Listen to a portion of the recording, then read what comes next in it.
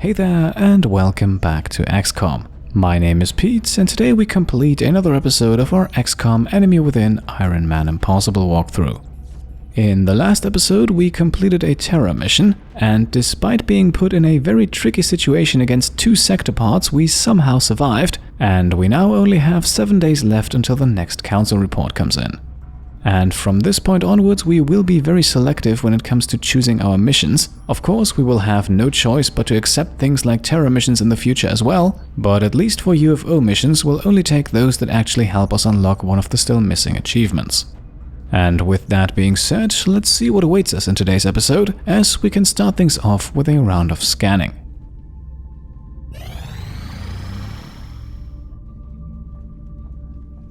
Incoming transmission. We are extremely impressed with the progress of the XCOM project thus far, Commander. Your recent results were beyond our expectations, and that is not a statement this council makes lightly. And that is another month in the books and we are now officially in November. Once again we receive a big pile of money as well as scientists and engineers, but we have already unlocked both corresponding achievements. Remember, we will be watching.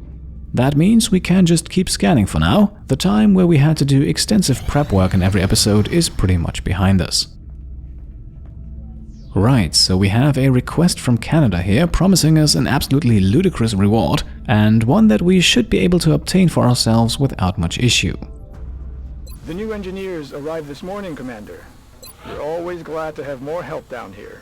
Now, we already have 3 plasma rifles here that we do not use at the moment, and manufacturing 4 more should not be a problem, especially considering that we just received our council money.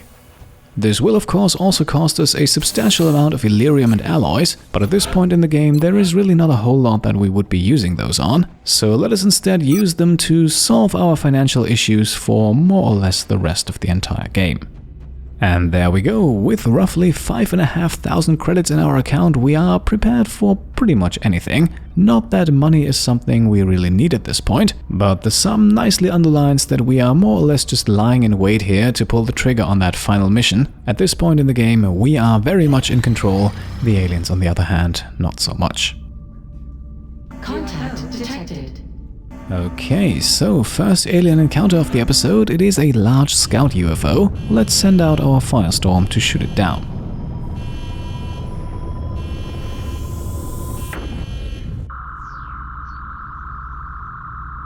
Engaging bogey.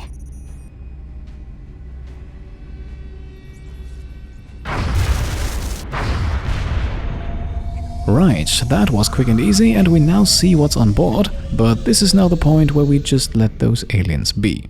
Shooting down the UFO is already enough to avoid any potential panic increases. Our satellites are also safe with this move, so the crash site really does not need to be cleared at all.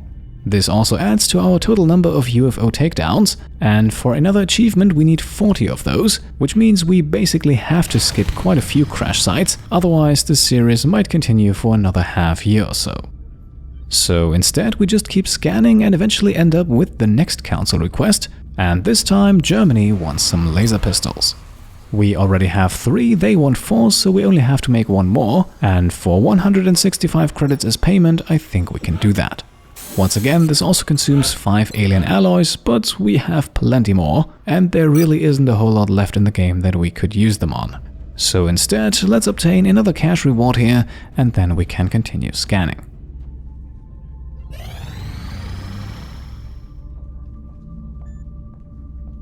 Contact detected. Right, so a small scout UFO, that could actually be interesting. Let's shoot it down real quick and see what's inside.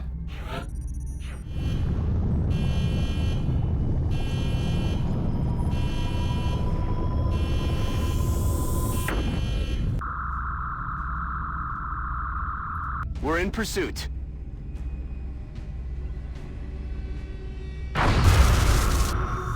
One shot is all it takes, and look here, we only have 7 enemies at the crash site. Now, unfortunately, the enemy types here are not really what I'm looking for Andrea to clear a crash site all on her own. For that, we ideally have some robotic units among them, but we are still going in with our full regular-sized squad, because today we will try to mind control ourselves in Ethereal.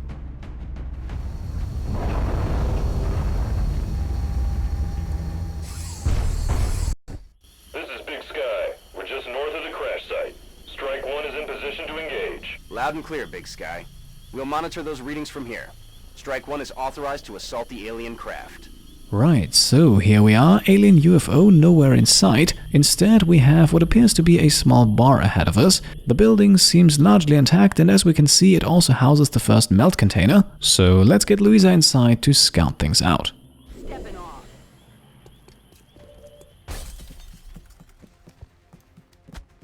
Visual on the goods. Okay, 4 turns left on the melt, and our first group of enemies is a pair of floaters. We unfortunately do not have line of sight with our 2 snipers at the moment, otherwise this would be a very brief affair. So instead, let's move around a bit here and put everyone on overwatch. Our enemies are already very close to being in range, so it's pretty likely that they spot us on the next turn. And here we go, reaction shots should now be going off all over the place. Let's see if that's enough to already take one of our enemies out.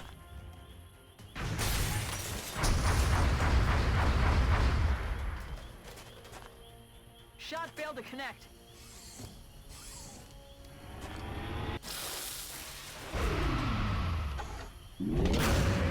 Fin del juego. Target still in play. Right, so it took the full barrage, but the first floater already goes down, which now leaves us with only one more, and that one is pretty exposed. So let's start things off and see what Andrea can do here.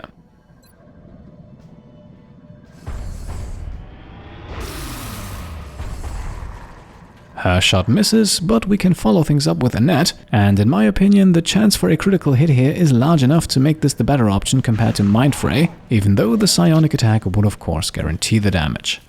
As you can see though, Anette finds a target. Let's see if Kim can finish the job. Target eliminated. Right, and with that we have also obtained our first 10 units of melt of the mission, as each heavy floater gives us 5 upon death, even though that's not displayed.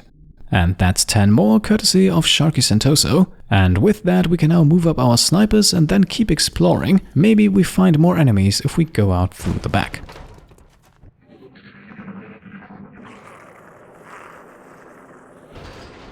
Well, it looks like that is not the case, so let's keep looking. Just to be sure, we'll check the door here first, but considering the small number of enemies, that would be a very unlikely hiding spot. So instead, let's move towards the fire. To me, that seems like a good indicator of where that crash site might be.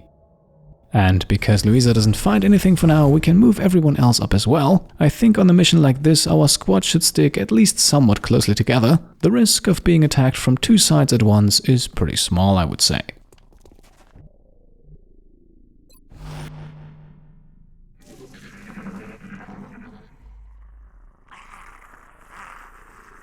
What was that? Now, on the alien turn, we hear movement and also locate the second melt container, unfortunately though from an entirely different direction. So let's just go down the middle here and see what we find. Right, so no enemies, no melt. That means we can once again move up the rest of our squad. And since we're back outside, we should also put our 2 snipers airborne. That way they have a much better overview of the battlefield.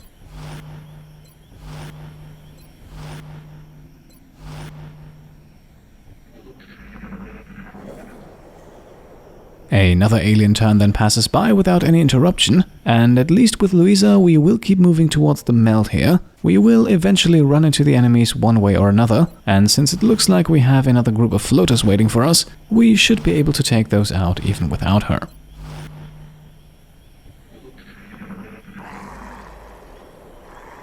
And so, after another uneventful alien turn, we will keep moving here, and this time we locate both the melt container as well as the alien UFO.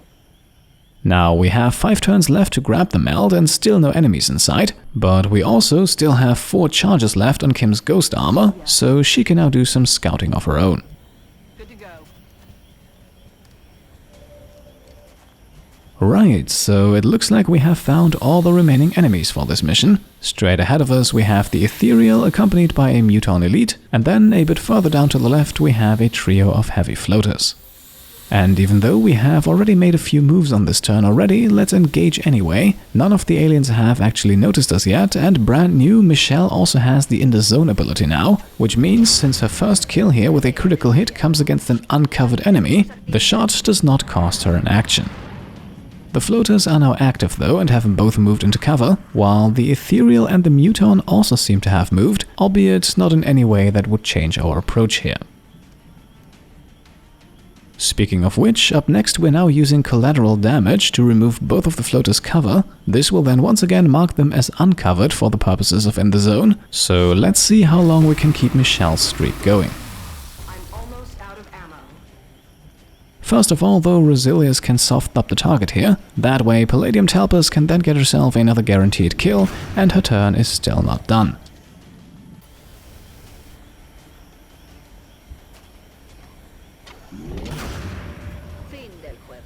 Instead of repeating the entire process with the third floater though, we will now focus on the Muton, because with his second shot Rosilius has a very high chance of getting a critical hit here. Oh, it's go time. Unfortunately though, he does not get one, and so Muton and Ethereal are now active as well, but don't worry, we have options. So let's move up with Anette here and then keep shooting with Michelle. She needs 10 points of damage and those are not guaranteed, but let's see what she can do.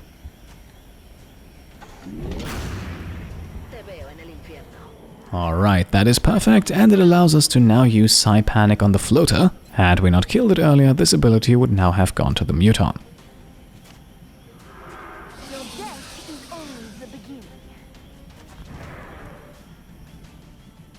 With Kim, we will now also move right next to Anette. She needs to be close by for her Psi inspiration on the next turn.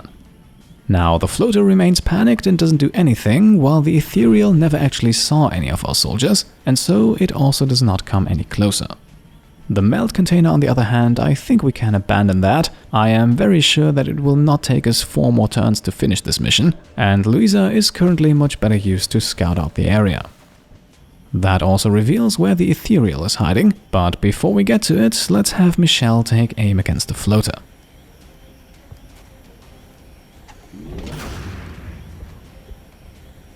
And at that point my game froze. Luckily the game creates an autosave at the beginning of every turn, so after a quick restart we can now try the whole thing again.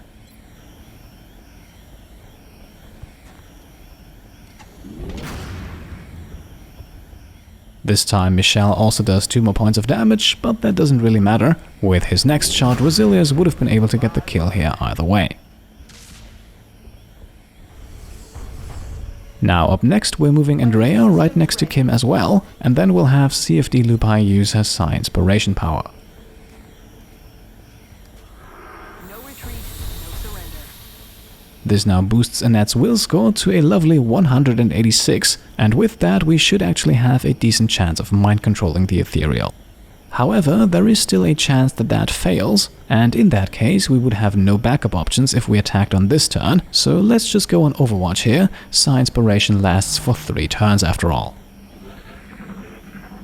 Much to my delight, the Ethereal then decides to do absolutely nothing. Once again, this might have to do with the fact that it can't actually see any of our soldiers, but we know exactly where it is, and just in case things don't go entirely according to plan, let's soften up our target first. I believe if it takes enough damage, then there is actually also a chance of reducing its will score, which will only make the mind control attempt easier.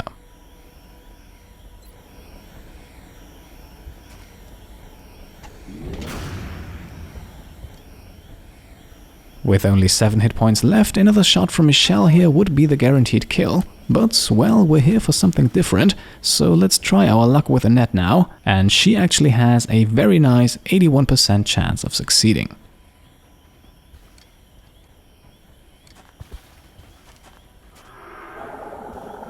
Don't resist me. And there we go, we have just pulled off one of the arguably more difficult achievements in the game, but with a bit of planning it is definitely possible, as you just saw. Now, unfortunately, the mission is not over until the Ethereal is actually dead, and I don't want to wait several turns until the mind control eventually wears off, so let's go with one more round of collateral damage from Andrea, Targeting hostile. and then finish things with a grenade from Sharky Santoso. Grenade out.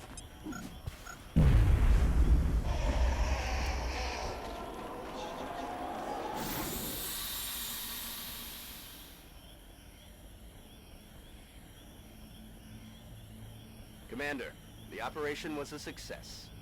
And there we are, another mission has been completed and we are one achievement closer to full completion. So, this was quick and easy. Let's return to the base.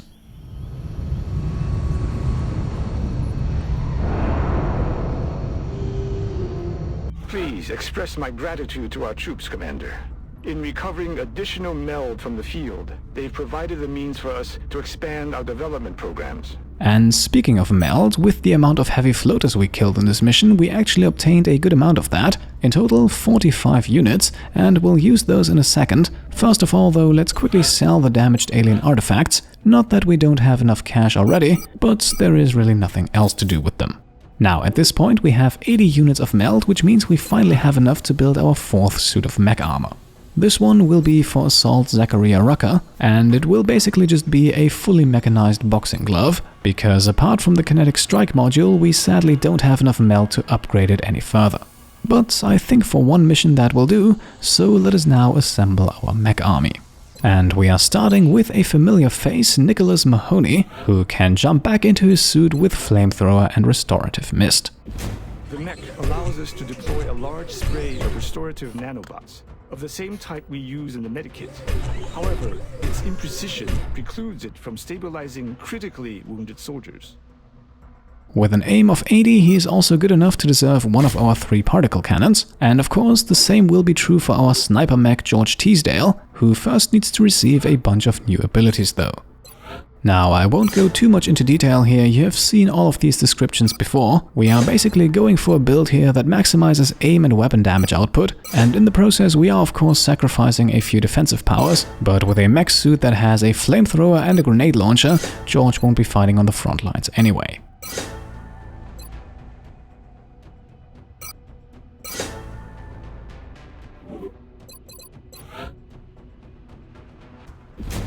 The stability of the mech supports a full-fledged grenade launcher, allowing deployment of grenades at extreme range.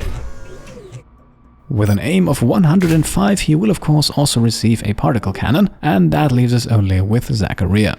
He is still only a squaddy, which means he only gets collateral damage as an ability, and so his only job for that one mission on the battlefield will basically just be to run around and punch people. The kinetic strike module is a powerful yet precise weapon. It can provide a decisive advantage in close quarters and remove the benefit of cover from our enemies. And for that reason, and because his aim score is only a 70, he will also go with the railgun. If things go according to plan, he won't be doing a whole lot of shooting anyway. And that is more or less it for today. From this point onwards, we will just keep scanning until we either get a mission that all of our mech troopers can take, or, and this will likely be a bit more tricky, one that Andrea can do all by herself. But more on that in due time. For today, we'll make the cut right here. As always, I hope you enjoyed the video, and if you did, then I would be very happy if you could leave a thumbs up. If you like what I'm doing and want to support me and my channel further, then go ahead and subscribe if you haven't done so already, grab some merch over on shop.petecomplete.com, or check out and maybe even pledge to the Pete Complete Patreon. Thank you all for watching, and I'll see you next time. Cheers.